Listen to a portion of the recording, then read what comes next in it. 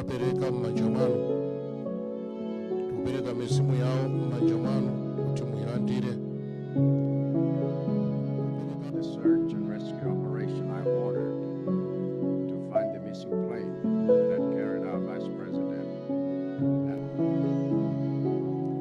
M'dzina la Atate ndi la Mwana ndi la Mzimu Woyera. Amen. Atate amphamvu zonse afika.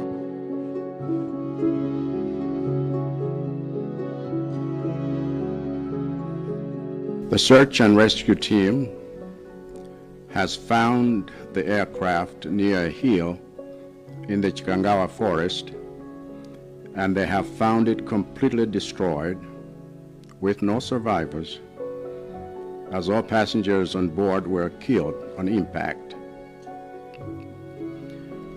Words cannot describe how heartbreaking this is, and I can only imagine how much pain and anguish you all must be feeling at this time.